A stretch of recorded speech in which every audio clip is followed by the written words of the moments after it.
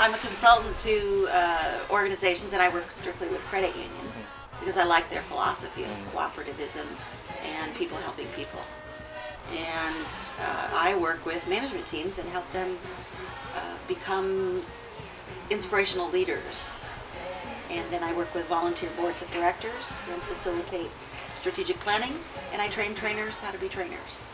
In our project in Africa, for example, we created a structure and a curriculum that girls could get off the streets, come to the center, and learn a skill that would allow them to go back out and not be dependent, A, on putting their hand out to beg, and B, on other people giving them, development agencies or governments giving them money, but allowing them to preserve their own dignity and learn a skill that they take with them wherever they are. Asa was 11 years old. She was brought to the village, or to the city from the village, with her blind uncle.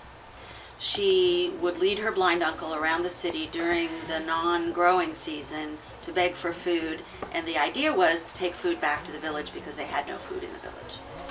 We recruited her to be a part of the center and asked the uncle if it would be okay that she came to our center every day because that would prevent them from having to beg.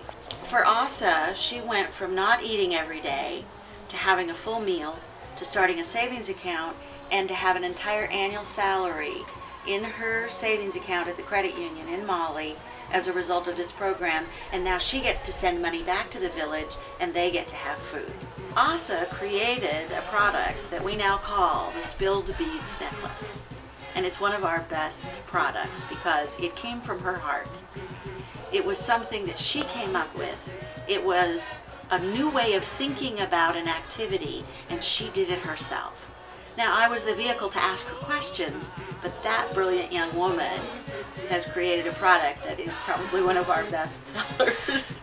It's the Spilled Bead Necklace. So here's a child who went from begging to businesswoman in 18 months using creativity and her own power to change her life.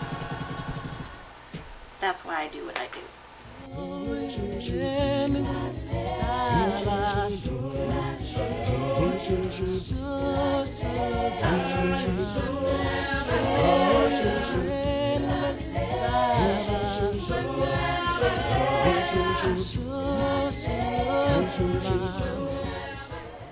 For me, it was, how can I be fulfilled and do good in the world at the same time within my capacity? I have a skill. I know what the skill is.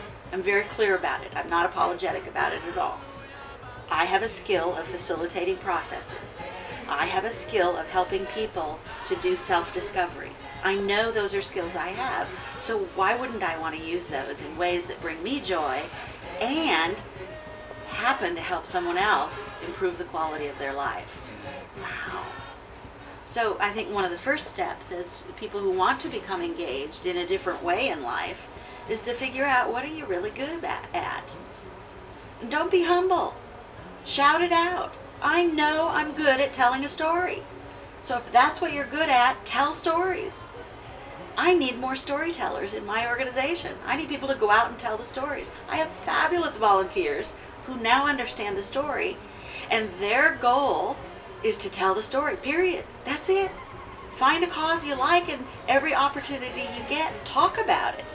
My bigger vision is that we connect the world's poor helping the poor. So, for example, here in Seattle, that women going back into the workplace work in a retail environment and learn to sell the products from the poor women in Africa.